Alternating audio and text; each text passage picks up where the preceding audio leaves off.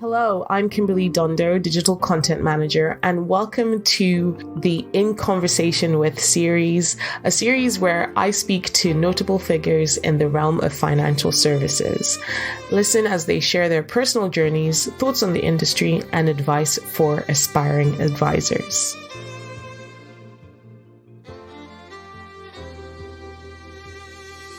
Hello, I'm Lois Vallely, Chief Reporter for Money Marketing, and today I am joined by Lee Coates, who is Director of ESG Accord. Thank you so much for joining me today, Lee. Thank you, Lois.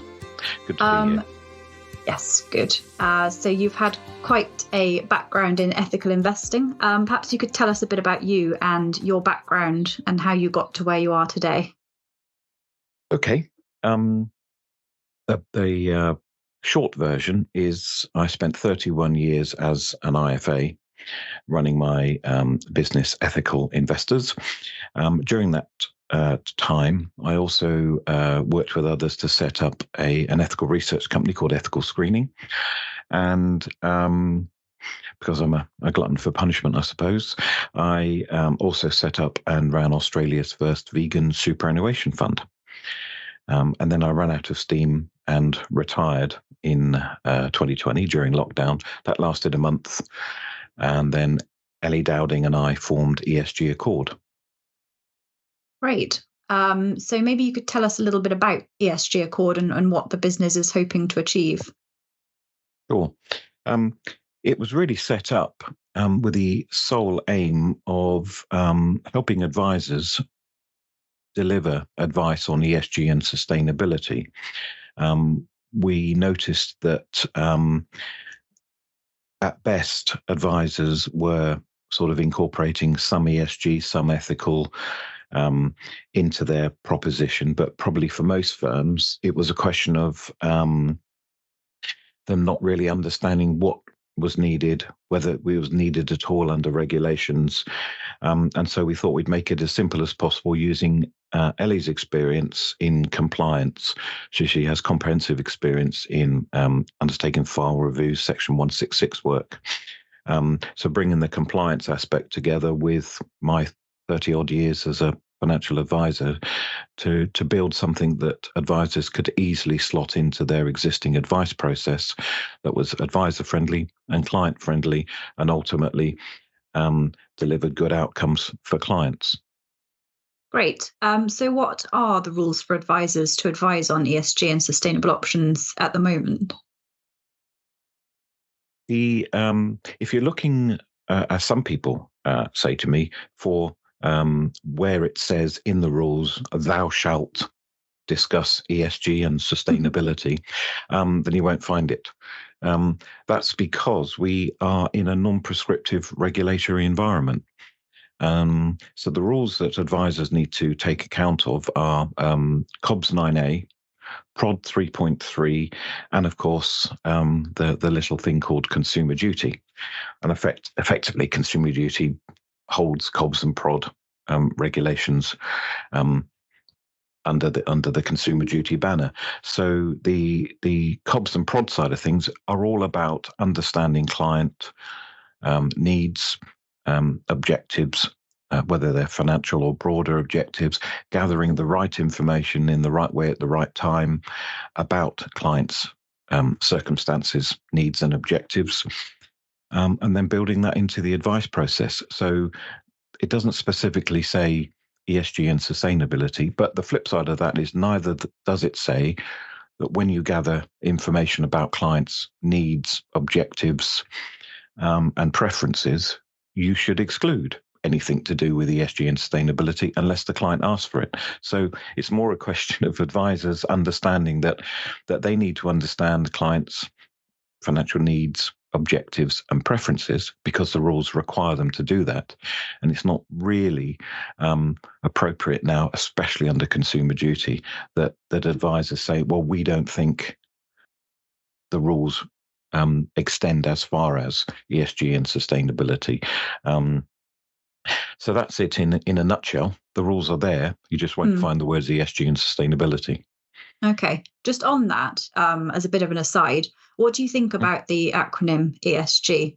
Do you think it's a bit sort of broad. I don't, for example, I don't think many clients would necessarily know what it is. Yeah. Well, it's interesting you say that, actually, because I think everybody in the industry has been bombarded with the term ESG for the last few years. The problem is they've been bombarded by different people with different objectives and different definitions of what ESG is. So even within the industry, but amongst product providers, you get confusion as to what ESG is. And then you have advisors trying to distill all the output from product providers and getting confused about ESG. I mean, ESG is a small element of delivering advice or investment. But your point about clients not understanding it, that's really important, because there is a bit of a catch-22 we find amongst some advice firms now, which is that they don't talk about ESG purely on the basis that they don't believe their clients are interested in it. Because if they were interested in it, they would ask. But I agree with you. Clients are not going to understand what ESG is. So an advisor running a compliance process that's built around, well, if clients don't mention things, I don't have to talk about it, is not really a sound compliance base. But I mean, ESG is with us. There's not much we can do about it.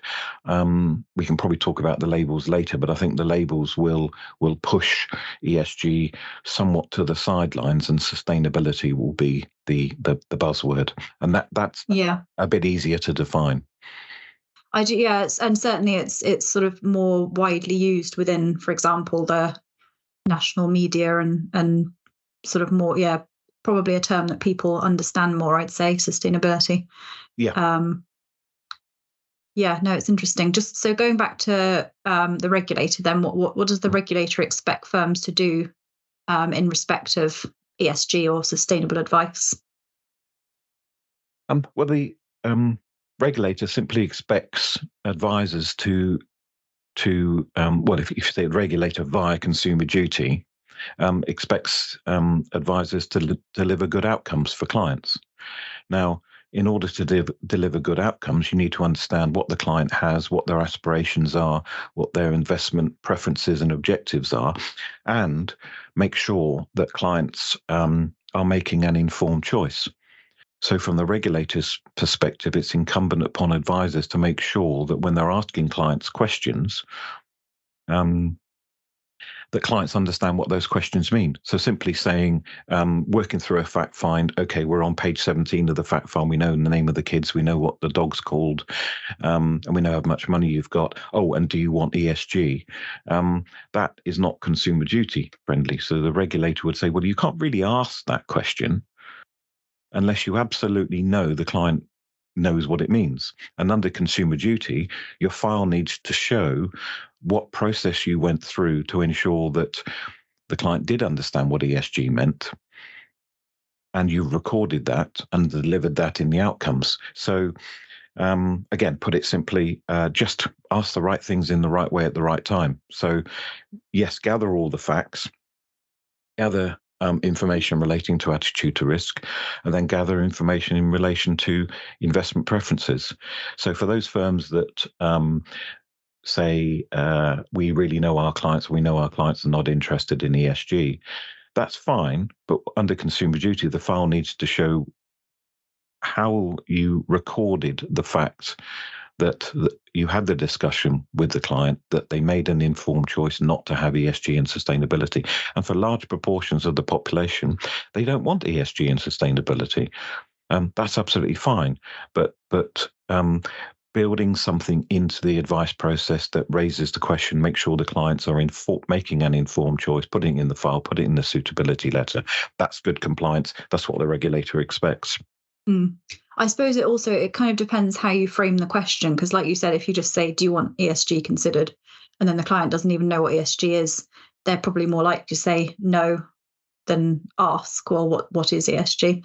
Whereas if you say, do you want sustainability considerations in your funds or in your investments, then that's arguably a slightly better way of saying it. But I think it's probably all about how you frame the question. and not to make it leading as well for the client. So absolutely. Yeah, I was just going to pick up on the way you were phrasing that was almost leading towards some leading to the client. I mean, the way we cover it, or advisors to cover it, is simply to talk to clients about investment preferences. So the way it should go is we've gathered the information about who, what, and where you are.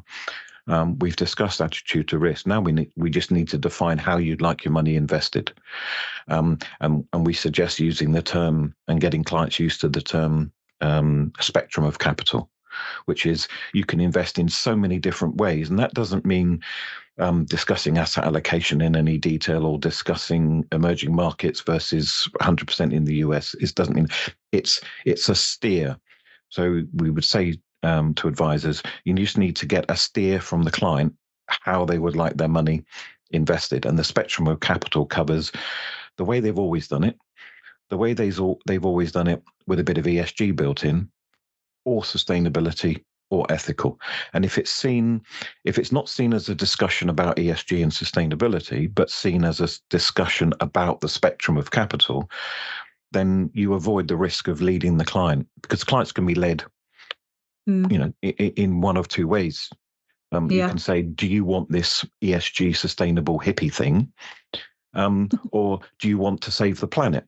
Yeah, exactly. Both of which are wrong. They're leading questions. So discussing the spectrum of capital, discussing how the different strategies work, and then saying to the client, you can have a mixture. Or there might be something that you prefer. And if you prefer the way we've always done it, that's great. It's fine. Carry on that way. But it's an informed choice. The client was aware that other options existed. They don't need a 57-page manual on each of the options. They just need to know that they exist and what they are. There's the informed choice. And yep, I understand those things. They're not for me. Yeah, definitely. If I was a financial advisor, which I'm not, obviously, I'd have to be very careful not to push my own opinions about sustainability onto the client, and not to sort of act like I was judging them if they didn't take sustainable options. So what evidence do we have that advice firms are prepared to offer advice in this area? We've done quite a bit of research directly with advisors and via fund managers and DFMs, and we sort of built a little quadrant, really. And top, you can imagine a quadrant. A top left would be firms that really get it, embrace it. I don't mean in an evangelical way. I'm not saying they're trying to ram ESG and sustainability down their clients' throats, but simply say it's there, it's part of the options, part of their armory of solutions. So they talk about it, build it into the advice process, and find out some clients do want it, some clients don't. But it just becomes an automatic part of the process when they're having discussions with clients. Then the next top right would be those advisors that sort of know they need to do something, know they need to sort of upskill in terms of knowledge, but don't know where to start. And then bottom left quadrant would be those that have made a start on something, but don't know what that start is or how it works. And so it's sort of brought out when the client mentions it. And then the bottom right are the don't know, don't care, not interested, I'm retiring next year. Okay. Yeah. So what happens if advisors, and we've already touched on it a little bit, but what happens if advisors don't discuss ESG or sustainable options with their clients? Well, under consumer duty, they would find, in the event of a complaint in the future, or in the event of a bit of desk-based monitoring from the FCA, they would find it difficult to prove that they'd met consumer duty, because they wouldn't be able to evidence that how the client wanted to invest the money. And as I say, even if it means the way we've always done it, or the way you've always advised me for the last 25 years, I understand now that there are lots of ESG and sustainable options, but it's not for me. If there's no evidence on file that the advisors had the discussion, and I come back to the spectrum of capital, don't treat ESG and sustainability as some sort of weird other thing that you've got to grudgingly discuss. It's just like there's these things this way, these things in the middle, these things in the other end. You can go anywhere you want, mix and match. So the repercussions will be that none of the files, when there's a file review, none of the files could be deemed as acceptable. Now, it doesn't mean that the end advice would be bad. They would be unclear, because you can't be absolutely certain that the advice that was given is appropriate if you don't know what appropriate looks like. And in order to know what appropriate looks like, you needed to have asked the right questions. So then we come back to the spectrum of capital. You can invest in anywhere, mix and match along this spectrum, or pick one thing. What would you like to do? And here's some information. Perhaps that's not the right way to do it. It shouldn't be, and here's some information. The information should have been sent before the meeting, because that's the easy way to do it. Could you read this before you come in for the first meeting? Or could you read this before you come in for your annual review? We need to just work through this. Let the client do the reading. For most clients, they will, in reading through, form an opinion probably quite early on how they would like it done. And then the advisor can have a meaningful discussion. That's already ticking all the boxes for consumer duty: informed choice, knowledge, preferences, recorded. Right. Yeah, that all makes sense. So we've obviously got the FCA is consulting on, or I think the consultation is closed on sustainability labels under SDR. What impact do you think labels and disclosure statements will have on the advice process? Well, I'm going for the glass half full, but glass is very nearly full approach on this one. I think that the labels and the disclosure requirements combined will make life very much easier for advisors. I mean, one of the things we hear regularly is the phrase greenwashing. So almost that comes back to what I was saying earlier about the multiple different definitions of ESG and sustainability, and advisors being confused, and that confusion coming from the people that have the products in many cases. So I think for the labels, being able, what they'll do is they'll define the marketplace under the word sustainability. So as consultation paper stands, we expect the policy statement Q3 this year, but as the consultation stands, there'll be three labels. There'll be three sustainability labels, and those are just differences of strategy around sustainability. Outside of sustainability, you'll have conventional, if you think about it, one end, and a lot of conventional funds have just embedded ESG anyway. So they'll be, if you like, left of the labels, not in a hierarchical sense, but if you do it on a linear basis, left of the labels will be conventional and conventional with ESG. Then we've got labels in the middle, and then the far end will be ethical and responsible investment. So advisors will be able to see quite clearly within the ESG, sustainable, green, planet friendly, COP friendly, or whatever the language, it'll just be condensed into, there are three sustainable labels. They do different things, but that, if you want sustainability, that's where you go. If you want ethics, it's at the other end. If you want the way it's always been done, it's the other side. But the disclosure requirements, I think, will really help advisors, because fund managers, DFMs, etc., they'll have to move from the look at our product, isn't it brilliant? It's the best thing that anyone's ever done in sustainability, which it may very well be.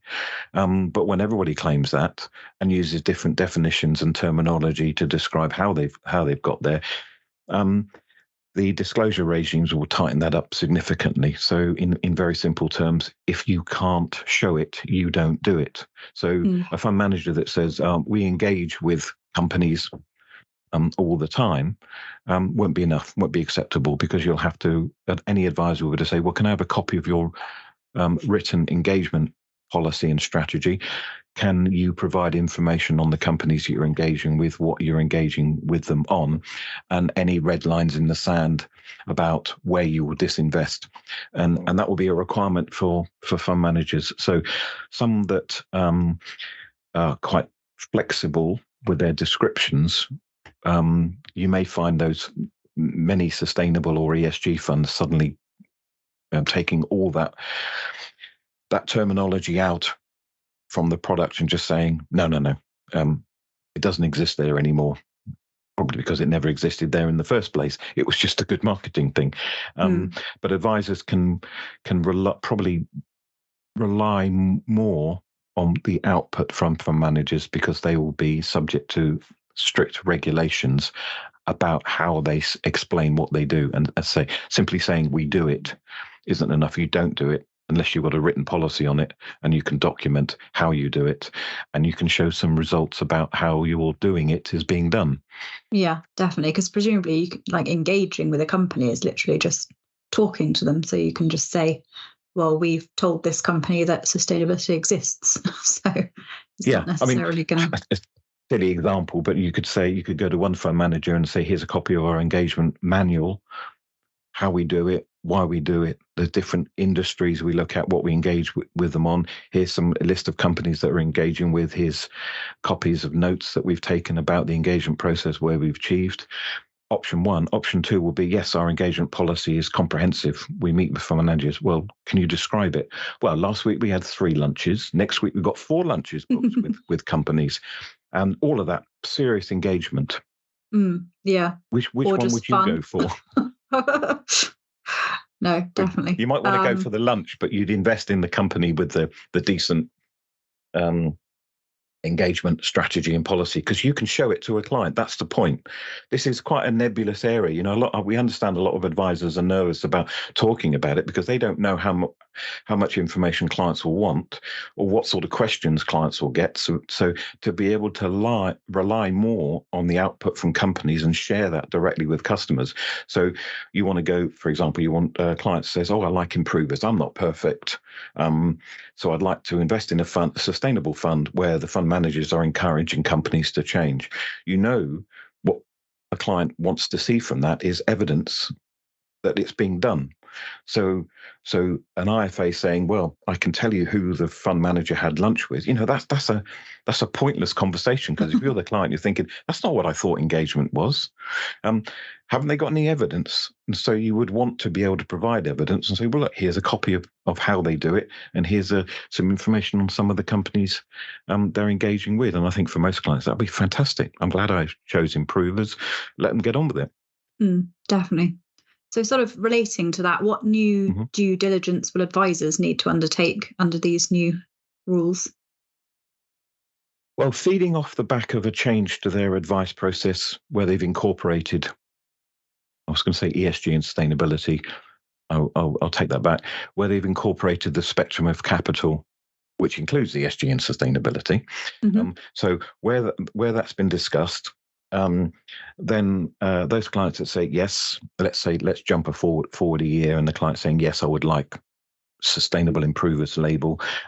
Advisors just need to demonstrate what additional due diligence they've undertaken on how the companies do what they say they're going to do. So part of that will be using the disclosure statements, because obviously the labels are not a comprehensive manual of you will do it in this way on a Monday, in this way on a Tuesday. It's simply saying to the fund management industry, if you believe you meet the parameters for sustainable improvers, then notify the regulator that you are going to go for an improvers label. Then what advisors need to do is, if they're looking at 3 or 4 improving funds, sustainable improver funds, how do they do what they do? And that's the key. So that just needs to be built into the due diligence process, slightly more detailed than comparing 3 UK equity funds, because unless the funds are claiming to be doing something radically different, then they're UK equity funds. So you're buying a bit of manager reputation, looking at price, and obviously looking at past performance. But with a UK equity sustainable improver fund, you just want to go that little bit further and gather evidence on how they do what they do. And part of that, coming back to the disclosure statements, will be the annual disclosure statement that the funds have to provide or explain how they do what they do. And that's probably the extra bit that advisors would want to retain on file. Okay, yeah. So all in all, these labels, the introduction of these labels are going to have a pretty positive impact on advisors then and make their lives a lot easier, it sounds like. Yeah, that's my 90% full glass approach to it all. Well, that's good. Which means there's always some that are going to sort of play a bit fast and loose with the rules. That will inevitably happen. But I think the rules are drafted or via the consultation paper that we've seen so far, drafted in such a way that that principle of show and tell, and if you can't show, you don't do it approach. So don't claim things that you can't evidence. That fits, although that relates to the SDR, sustainable disclosure requirements, that's very much a principle of consumer duty as well. Don't make claims you can't provide evidence for. Yeah, no, definitely. So I did want to talk a little bit about ratings of ESG and sustainable funds, because I know, they're fairly new-ish still. So even if consumer duty and SDR does reduce the level of greenwashing advisors have to cope with from providers, how reliable would you say green or ESG or sustainable fund ratings from third parties are? That's could be quite a difficult question to answer if I still want to retain some friendships within the industry. That's a leading statement there. You know where the conversation's going. It's very difficult. I would say safety first for advisors should be don't use ratings on ESG and sustainability. Now, there's a massive caveat to that, which is that if you're comparing scientifically measurable data that you understand and you can rely on, for example, carbon emissions, number of women on the board, if you want to look at the S in ESG for social issues, measurable, quantifiable things, then you can make a comparison. If one fund is saying the total carbon emissions from our portfolio are X kilograms, and one says Y kilograms, and the client's saying, I want the lower of the two, and X is lower than Y, then you've got your answer. You have a discussion with the client. Look, with two funds, I'm happy to recommend either. They're both broadly similar, but clearly at the moment, one's got lower carbon emissions. If, however, you're looking at a rating from a third party who, no matter how much science is assumed to exist within a rating, and we all, it's human nature. We want to move from the nebulous to the numbers. And so somebody saying, oh, I think that's a 5, and you understand that that's 5 on a scale of 1 to 10, it sort of sits in the middle, and that someone getting an 8 is higher. But if there's no science, you could give a high rating if you were comparing science. But if you're looking at so many of the E and especially the S issues are essentially an opinion. Number of women on the board is a fact, but how a company impacts society is essentially a group of well-meaning people sitting in a room saying, well, we think the way they do it is slightly better than the way the other company does it. There's no science in that. It's a group of people making a genuine call, if you like, which is okay. But what happens is when that discussion leaves the room, it comes out we'll give the one we like a 4 and the one we isn't quite as good a 3. And then advisors sit there and go, well, a 4's better than a 3. But if they understood that it was a group of well-meaning people sitting in a room going, well, what do we think? Well, I reckon that one's slightly better. If that was the way it was left, that advisors could sit down with a client and go, look, here's the minutes of the meeting. As you can see, these people think that on balance, this one's slightly better than that one. Are you okay with it? Okay, it's a discussion, but they won't. They'll sit there and go, well, this one's a 4 and this one's a 3. Oh, that's science. The problem is, especially with ethics and to some extent the aspects of sustainability and definitely a lot of social issues, it's subjective. It's an opinion, but when that opinion gets transformed into a number, all I'm saying to advisors is be very cautious about what the number is trying to say.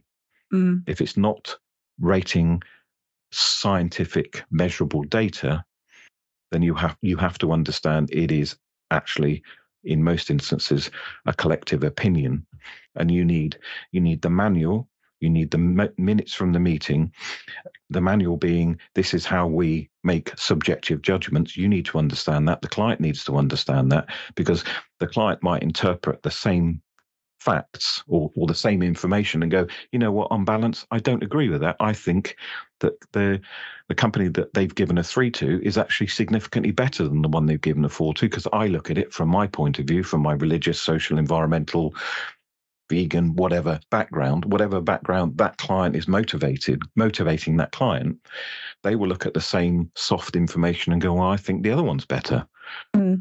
So take the numbers off. Yeah. Or don't rely on the numbers if the numbers are there.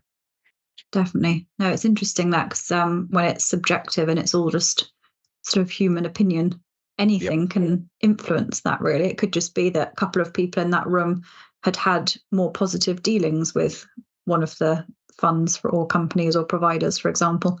So, yeah, no, I definitely see what you're saying. So should advisors bother with ratings at all, do you think? Yes, but very selectively and cautiously. So yeah, if ratings are there to provide an easy way of summarizing facts, then that's fine. But as long as advisors understand that any element of subjectivity, any element of collective opinion in a rating, then they should just take it. So, okay, fine. There's a starting point here. There's clearly a group of people have decided that A is slightly better than B. Give it a 4 or a 3. So, but until I understand how that decision was made, I can't really then just go and offload those numbers to a client, because unless I go through all the subjective aspects that surround those numbers, it's safer not to give the numbers for a client, which means it's to the client. It's safer, therefore, for the advisor not to rely on it as part of their due diligence. Take it in, absorb it, and then just do that extra bit of checking. If the advisor needs the ratings in the first place, because with the disclosure statements, the companies have to say, this is how we do what we do. So why don't you just discuss the disclosure statements with the client? That would be easier than going out to a third party to get a rating. And if you don't understand the personal values, what's the religious, political, dietary influences on everyone in that committee, because all of that will feed in to the subjective judgment. Take all that out, look at what the companies say they do, and under SDR, they like I said, if they don't do it, they can't claim they do it. If they can't evidence it, they don't do it. Therefore, they can't claim it. Have the discussion about the disclosure statements and don't rely on the ratings. Don't take them as gospel. Exactly. That's the best phrase. See a vegan giving a great rating to a meat company or anything. No, but if there isn't a vegan in the room during the subjective rating process, it's probably not an issue that would come up. It's a meat company. Everybody eats meat. What's the problem? We just think that meat company's better than that meat company. But a vegan would look at it and go, neither of them are acceptable by my definition of sustainability, social issues, or whatever the client, the vegan client wants, is motivated by. So, yeah, understanding. But no advisor wants to start sending out due diligence questionnaires about where do you live, how much do you earn, what school do you go to, who did you vote for, do you support any political parties, what do you eat? Yeah, definitely. It's just best not to go there, but understand that all those issues will have an impact when a group of people are sitting in a room trying to make a value judgment. They can only base it on their own values. They don't know the values of every single client, because it's not just the one client. It's an IFA could see 10 clients in a day, and like you put a number on it, some of them will congregate around the 4, 5, and 6, and then you'll have the 1s and the 10s. Same on attitude to risk. Each client will put a different number on taking their view on the subjective information. So as I say, I'll come back to it. Disclosure statements, I'm really hoping be a wonderful tool for advisors to use with clients. Yeah, make things a lot clearer, hopefully. So what practical steps do advisors need to take to meet the consumer duty and SDR in the advice process? Well, they need to actually have a process. It's not relying on I have a really good ESG questionnaire.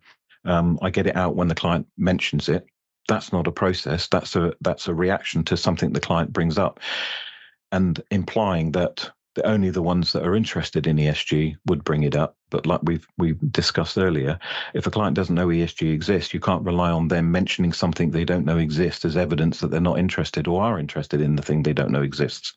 So it's not a sensible. If that were written into a firm's compliance policy, how do you assess things? Well, we can't identify the things clients don't know, but on the basis that if they did know, they would talk about the things they probably don't know about. And imagine that written in a compliance policy and then sending that to the FCA. Are you happy with this? No, not really. For how much time have you got for the number of reasons why we're not happy with that approach? So advisors need a process. And I come back to the spectrum of capital. So if advisors are saying they're agnostic, you can go anywhere you like, whatever you feel like. You can have ESG and sustainability or ethics, or you can have conventional with ESG. Happy to talk about all those different things. Most clients won't want to go beyond the very general description of those things. Now, how would you like the money invested? But that needs to be institutionalized rather than saying, if it's a firm with 5 advisors and each of the advisors have their own different way of explaining it, then the firm can't demonstrate that the firm is delivering good outcomes if there's 5 different ways of tackling the same thing, exactly the same as attitude to risk. You'd hope that the head of compliance in a firm would say, this is how we gather information on attitude to risk, capacity for loss. ESG and sustainability has to be treated the same. I mean, there's a quick way of cutting through all that, which is the tools that we provide. I was going to say, what tools are available? What tools? Well, what a really good question, Lois. Well, let's kick off by saying we've got at ESG Accord, we're launching a website on the 4th of July called Accord Initiative, and we will deliver all the tools, information, support, training that advisors will need via the Accord Initiative website. And the whole website's free to access. So whilst technically it's a plug for what we're doing, it's a plug for something that everybody can access for free.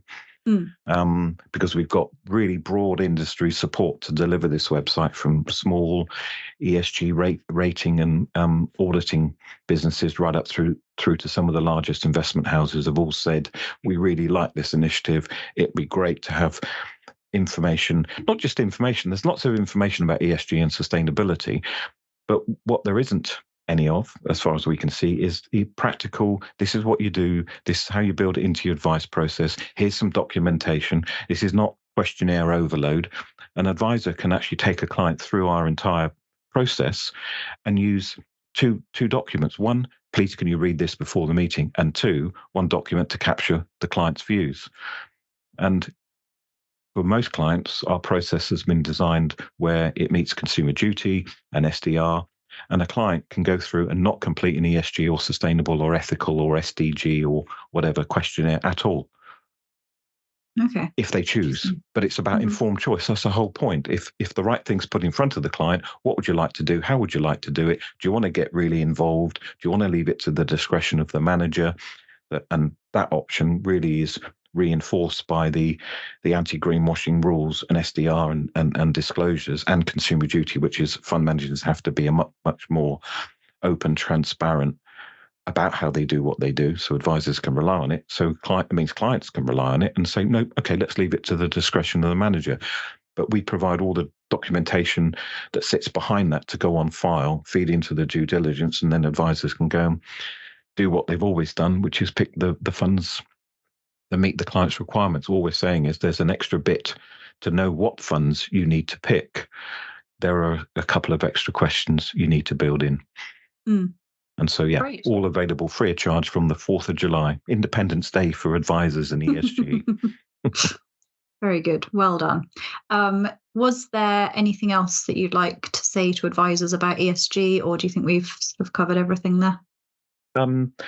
I think that probably I would say get used to not referring to ESG. Okay, I will take that on board. Sustainability. I wasn't direct. No, I know. It was direct. Yeah, get used to discussing preferences, objectives, and sustainability, ESG and ethics being a subset of that. But talking about investment preferences and getting clients used to, let's have a conversation about preferences. Have your preferences changed since last year? And you might say 3 years ago, a client would have said their preferences might have been for, oh, I really love this ESG thing, only because they looked at some performance data and thought everything that's ESG is making money, it's brilliant.